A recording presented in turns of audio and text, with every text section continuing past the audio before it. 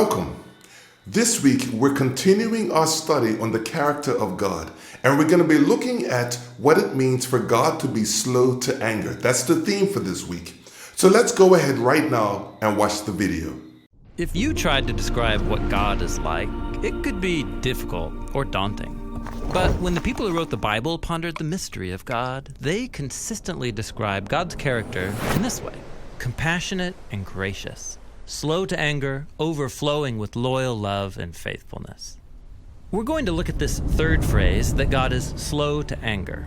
Now, that might surprise some people. Isn't the God of the Bible mostly angry, striking people down for their sins?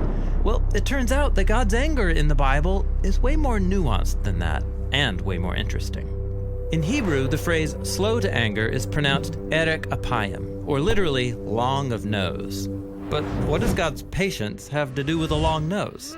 Well, first, we need to look at the common biblical Hebrew way to say that someone is angry. Their nose burned hot.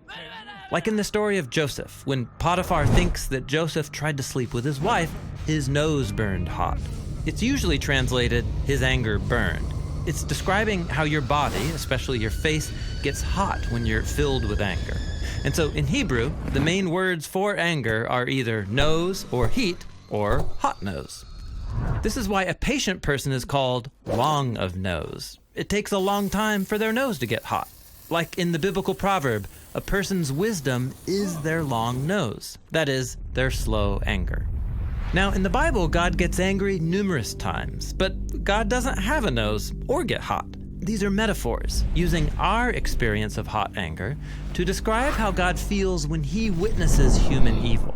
Just like you would get angry if you saw a child being bullied on the playground, so God gets angry when humans oppress each other and ruin his world.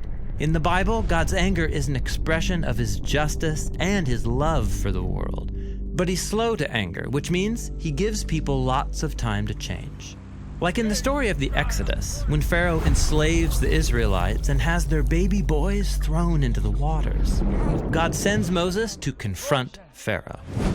And Pharaoh's given 10 chances to let Israel go free, but after the 10th refusal, Pharaoh rides out with his chariots to destroy the Israelites, and so God destroys him in the waters.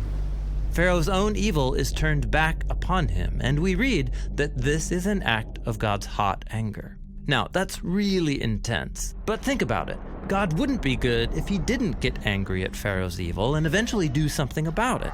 And notice that God's anger is expressed by handing Pharaoh over to the consequences of his own decisions. And this is actually how God's anger is shown throughout the scriptures, like in the story of the Israelites. Over and over again, for hundreds of years, they betray the God who rescued them from slavery.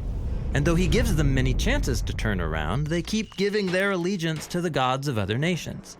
And each time we read that the hot anger of God burned against the Israelites. But notice what always follows. God gave them over into the hands of their enemies. Israel wanted to serve the gods of other nations, and so God, in his just anger, gives them what they want, as those nations circle back and defeat Israel. This is similar to what the Apostle Paul says in his letter to the Romans.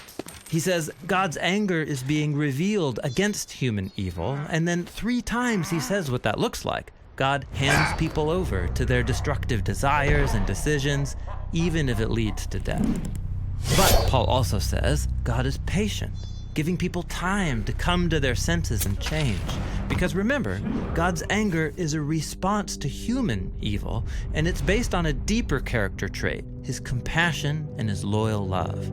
God is not content to let people sit in their own self-destruction. In the Bible, God's on a mission to rescue. This is why Jesus said that he was going to Jerusalem to die, as a demonstration of God's love for his enemies. He would stand in the place of his people who were choosing self-destruction and take the consequences of their decisions upon himself. In Jesus' life, death, and resurrection, we see God's anger at evil and his love for people working together to provide forgiveness and life for a humanity lost in self-ruin. So God's anger in the Bible is really important, but it's not the end of the story. When God is angry and brings justice, it's because he's good. And he's extremely patient, working out his plan to restore people to his love. And that's what it means to say, that God is slow to anger. Well, that's the video.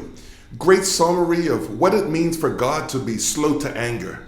And so we're going to be discussing that this Tuesday in prayer meeting. So why don't you make it a point right now to join us this week, Tuesday, 7 p.m. on Zoom. We look forward to seeing you there.